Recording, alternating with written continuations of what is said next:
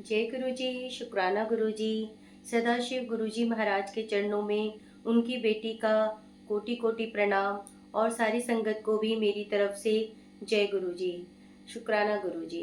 संगत जी, एक बार फिर से आपका इस चैनल लाइफ विद गुरु जी में बहुत बहुत स्वागत है।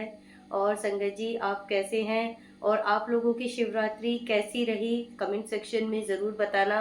आशा करती हूँ कि भगवान भोलेनाथ हमारे गुरुजी की कृपा से आप सब संगत की शिवरात्रि बहुत धूमधाम से मनाई गई होगी आपने, और बहुत अच्छी अच्छी ब्लेसिंग्स गुरुजी ने सारी संगत को दी होगी। जय गुरु जी।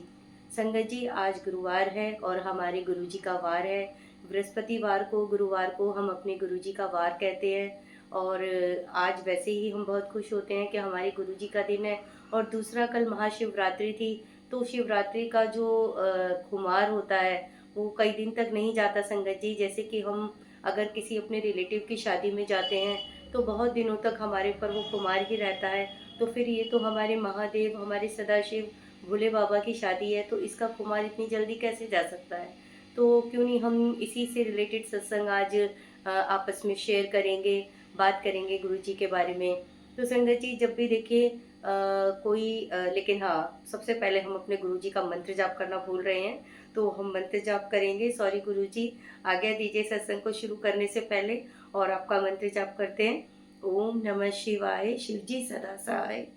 ओम नमः शिवाय, गुरुजी सदा सहाय। जय गुरु जी, शुक्राना गुरु जी। संगत जी, जिस तरह से हम हर शादी को नहीं भूलते, इसी तरह से हम अपने महादेव जी की शादी को भी नहीं भूलते हैं। और इसी के बारे में हम सत्संग शेयर करेंगे। और मुझे उम्मीद है कि आप सबकी शिवरात्रि बहुत अच्छी गई होगी। बहुत सारी संगत जो है बड़े मंदिर भी गई होगी, और हम भी बड़े मंदिर गए थे, हमें भी गुरुजी ने बड़े मंदिर बुलाया था। और अपनी दोनों बेटियों को, यानी कि मुझे और मेरी बेटी को, हो सकता है कि आपने, बहुत सारी संगत ने वो वाला सत्संग देखा हो, सत्संग की वीडियो देखी हो, जिसमें हम कल गुरुजी के बड़े मंदिर, गुरुजी ने हमें बुलाया था। बहुत कोशिश करी मैंने कि मैं वहाँ जाके कुछ दिखा सकूं, लेकिन संगत जी, जैसे कि आपको पता है कि बड़े मंदिर में एंटर होते ही फ़ोन को स्विच ऑफ करवा देते हैं, और फ़ोन बिल्कुल भी मतलब यूज़ नहीं करने देते। और फिर मुझे खुद से भी ये लगा कि नहीं, जब हम गुरुजी के दरबार में उनके ब्लेसिंग्स लेने आए हैं तो हमें फ़ोन यूज़ नहीं करना चाहिए। ये गुरुजी के ही बनाए हुए नियम हमारे लिए हैं, तो हम उन अगर नियमों को का पालन नहीं करेंगे तो फिर हम गुरुजी को कैसे मान सकते हैं। इसलिए मैंने जहाँ तक हो सका, जब तक मैं मंदिर में एंटर नहीं हुई थी, तब तक मैंने आप लोगों को दिखाया। और गुरुजी का जो प्रसाद दिया गुरुजी ने, वो भी आपके साथ साझा किया था। तो संगत जी, आइए गुरुजी की लीलाओं का, गुरुजी के कल्याण का हम वर्णन करेंगे आज, और हमेशा ही करते हैं। गुरुजी की बड़ाइयाँ कोई नहीं कर सकता, इसलिए गुरुजी का पहले मंत्र जाप किया जाता है। गुरुजी से आज्ञा ली जाती है कि गुरुजी, हम जो बोले हम अच्छा बोले, और कोई आपकी बड़ाई में, कोई आपके कल्याण में, कोई आपके सत्संग सुनाने में हमसे कोई गलती ना हो, और कोई गलती हो तो गुरुजी महाराज हमें क्षमा करें। तो संगत जी, देखिए, जो भी कोई नई संगत गुरुजी से जुड़ती है, उनका सबका पहला सवाल शायद यही होता होगा कि हमारे गुरुजी सदाशिव को महाशिव क्यों कहा जाता है, क्यों पुरानी संगत, क्यों नई संगत गुरुजी को महाशिव कहती है। तो संगत जी, देखिए, इसका सबसे अ, अच्छा जो एग्ज़ाम्पल है वो यही है कि एक तो हमारे गुरुजी महाराज के चेहरे पर, चलिए हमने साक्षात नहीं देखा, पर हमने कभी ड्रीम दर्शन में देखे, हमने अपने इतने सारे गुरुजी के स्वरूप हम इनमें देखते हैं, लेकिन जो ओल्ड संगत है उन्होंने हमारे गुरुजी को साक्षात देखा। और वो भी बताते हैं कि गुरुजी के जो फेस था उस पर इतना तेज़ था, जैसे कि भगवान भोलेनाथ के चेहरे पे तेज़ है।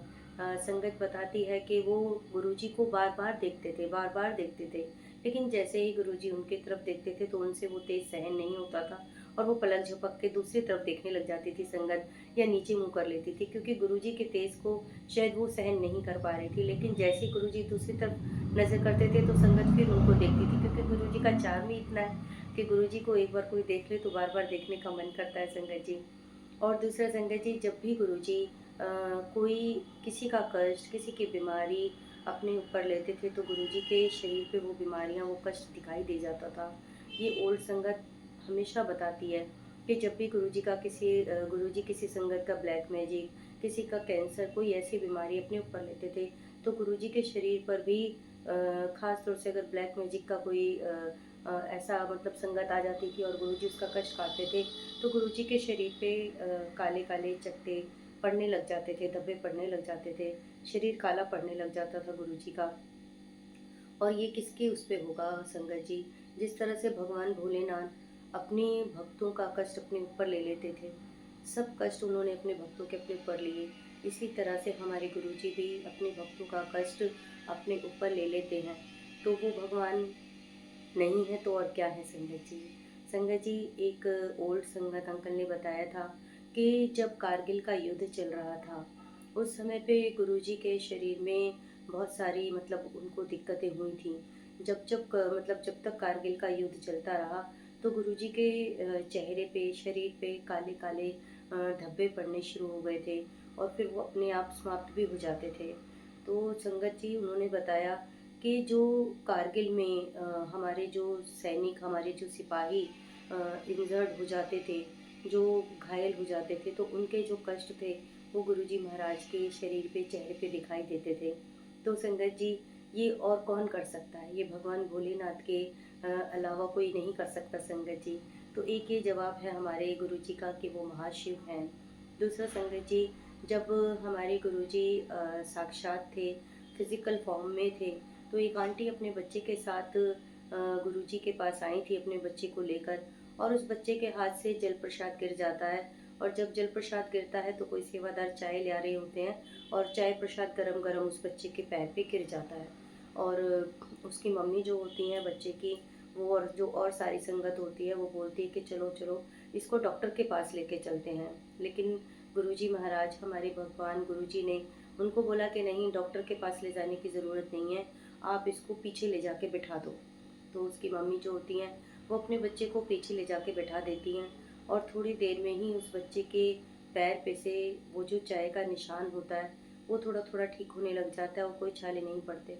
लेकिन एक दो दिन बाद संगत ने देखा कि जहाँ पे उस बच्चे की चाय गिरी थी गरम गरम, और जहाँ से वो बच्चा जल गया था, उसी पैर पे गुरुजी के वहीं पर ही बहुत मोटे मोटे छाले पड़ जाते हैं। जब हम कोई जल जाते हैं तो जब हमारे वो छाले पड़ जाते हैं गरम, उससे उसी तरह से ही गुरुजी के पैर पे बिल्कुल उसी समय सेम जगह पे पैर में वहीं पे बहुत मोटे मोटे छाले पड़ गए।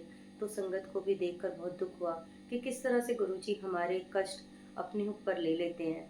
तो ये संगत जी, भगवान महाशिव नहीं है तो कौन है? तो जितनी भी नई संगत है उसके लिए ये आंसर है कि गुरुजी को आप महाशिव समझिए, सदाशिव समझिए, भगवान भोलेनाथ समझिए, गुरुजी नहीं, उनको भगवान भोलेनाथ का दर्जा दीजिए। मैंने पहले भी कहा है कि हम उनको गुरुजी कहें, हम उन्हें गुरु का दर्जा कहें तो ये उनका अपमान होगा। इसलिए हमें उन्हें महाशिव, सदाशिव, भगवान भोलेनाथ ही समझना चाहिए, और यही सोचना चाहिए कि हमारे घर में, हमारे साथ हमारे भगवान भोलेनाथ विराजमान हैं। संगत जी, एक मैं छोटा सा सत्संग आपके साथ और शेयर करना चाहूँगी। गुरुजी महाराज को महाशिव क्यों कहा जाता है और किस तरह से संगत ने उनको मतलब साक्षात देखा कि किस तरह से गुरुजी चमत्कार करते हैं। सॉरी गुरुजी, हमेशा गुरुजी या कई पुरानी संगत से भी मैंने सुना है कि हमें नहीं बोलना चाहिए कि चमत्कार, लेकिन हम क्या करें गुरुजी, आपके इतने कल्याण हैं, इतने चमत्कार, अब उन्हें हमें शब्दों का चयन नहीं करना आता। तो संगत जी, अगर आपको या गुरुजी महाराज आपको मेरी किसी भी बात से ठेस पहुँचे तो प्लीज़ आप मुझे क्षमा बख्शना गुरुजी। और संगत जी, आइए उसी पे चलते हैं कि जब एक अंकल थे, पुरानी संगत थे, उन्हें गुरुजी के हाथ दबाने की सेवा मिली थी। और जिस तरह से आप सबको पता है कि गुरुजी हमेशा अपने हाथ पैर दबाने की सेवा संगत को देते थे, और अंकल को भी बहुत बारी गुरुजी के हाथ दबाने की सेवा मिली थी संगत जी।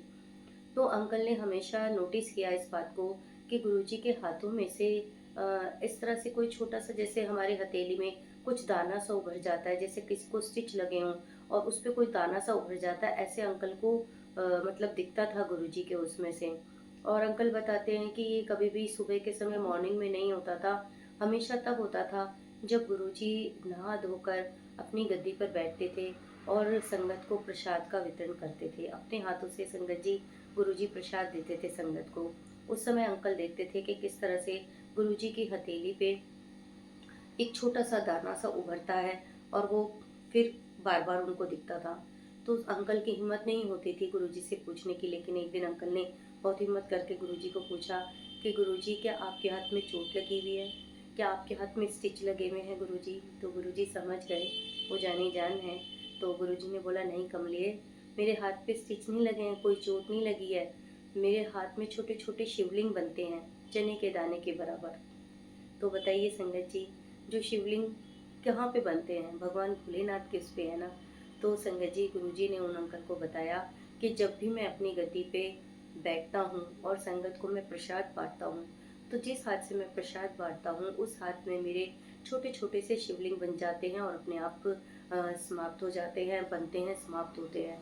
तो इसीलिए मैं बोलता हूँ, गुरुजी ने अंकल को बोला, इसीलिए मैं बोलता हूँ कि जो मैं ब्लेसिंग्स देता हूँ, जो यहाँ पे आपको ब्लेसिंग्स मिलती हैं और जो मैं अपने हाथ से आपको प्रसाद देता हूँ, वो एक हॉट ब्लेसिंग्स होती हैं।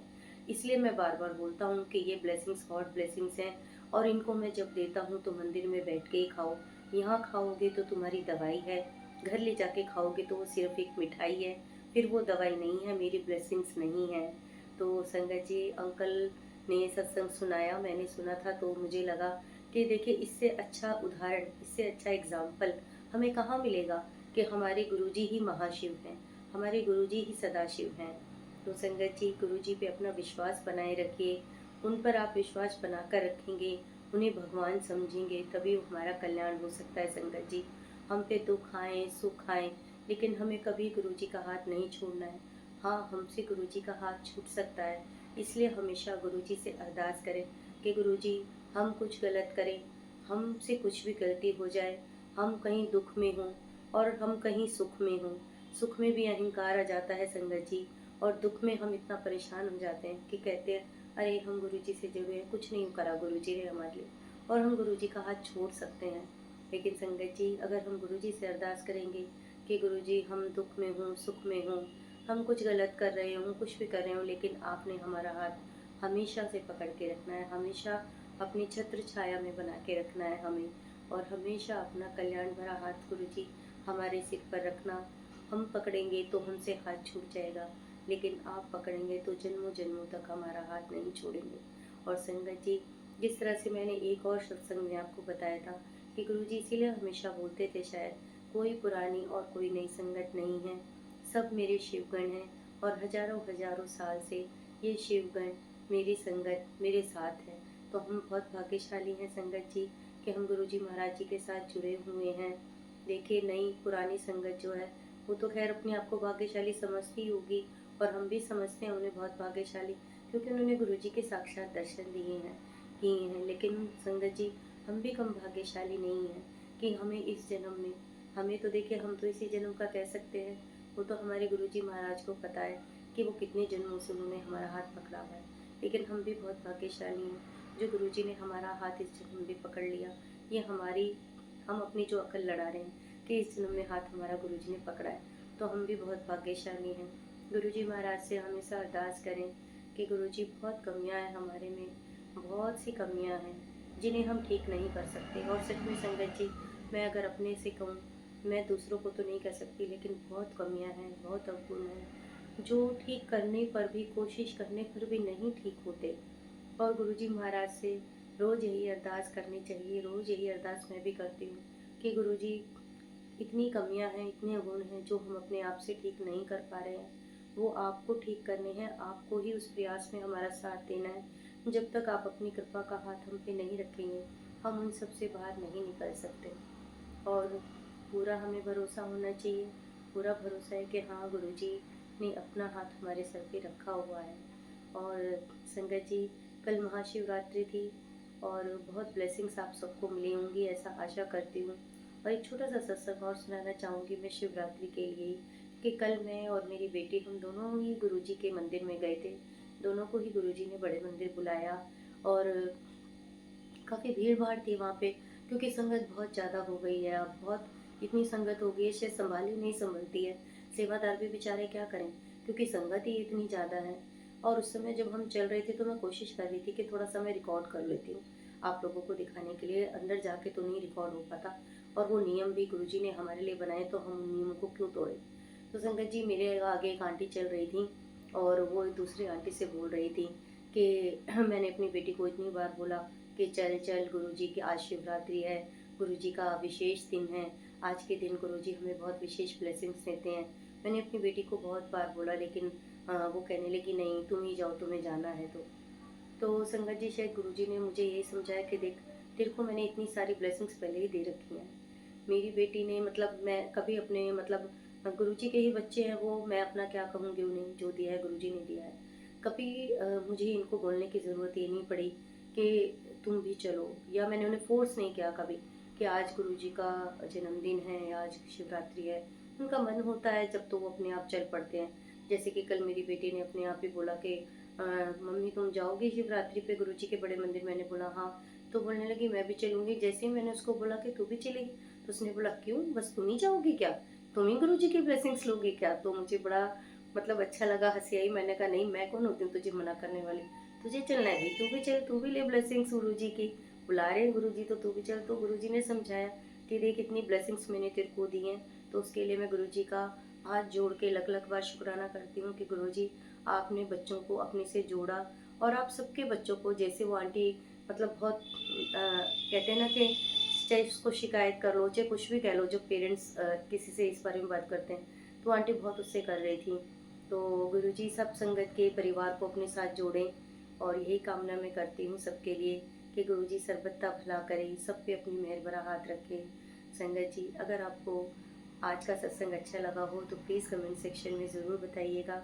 आपकी एक कमेंट से, आपके एक लाइक से मुझे बहुत, मेरा मनोबल बढ़ता है। आप बहुत मुझे प्यार दे रहे हैं और बहुत अच्छा लग रहा है। इसीलिए आप मेरी आवाज़ से शायद देख भी रहे होंगे कि मेरी आवाज़ में अब पहले वाली वो बात नहीं रही है। देखिए कितना मतलब मेरी आवाज़, मुझे खुद थोड़ा ज़ोर लगाना पड़ रहा है बोलने के लिए। और मैं थोड़ा सा भी बोल रही हूँ ना आजकल, तो मेरे गले में ज़रूर मुझे लग रहा है कि कुछ ना कुछ प्रॉब्लम है, क्योंकि गले में दर्द होने लग जाती है। लेकिन ना अभी मैं थोड़ी देर शांत बैठी हुई थी अपने घर के रूटीन काम करके, तो गले में पेन नहीं हो रही थी। लेकिन अभी जैसे मैंने सत्संग शेयर करा आपसे, थोड़ा सा मैं बोल रही हूँ, तो मेरे गले में थोड़ा पेन होने लग जाता है। गुरुजी इंडिकेट कर रहे हैं कि गले में कुछ परेशानी है, लेकिन मैं भी गुरुजी को बोल रही हूँ कि गुरुजी अब आप ही देखो क्या परेशानी है। मुझे डर लगता है डॉक्टर के पास जाने से, मुझे डर लगता है ईएनटी में जाने से, कि पता नहीं वो मेरे गले को कैसे चेक करेंगे।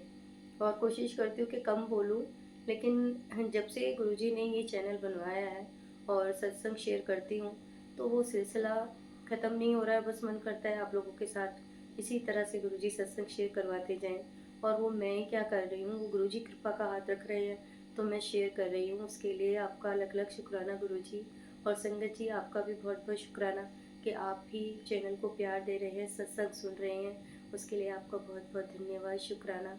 अगर आपको इस चैनल के सत्संग पसंद आ रहे हैं संगत जी, तो लाइक कीजिए, शेयर कीजिए और सब्सक्राइब कीजिए प्लीज़। तो बस अपनी मैं वाणी को यहीं विराम देती हूँ, और एक बारी गुरु जी का हम मंत्र जाप करेंगे। ओम नमः शिवाय, शिव जी सदा सहाय। ओम नमः शिवाय, गुरु जी सदा सहाय। ओम नमः शिवाय, शिव जी सदा सहाय। ओम नमः शिवाय, गुरु जी सदा सहाय।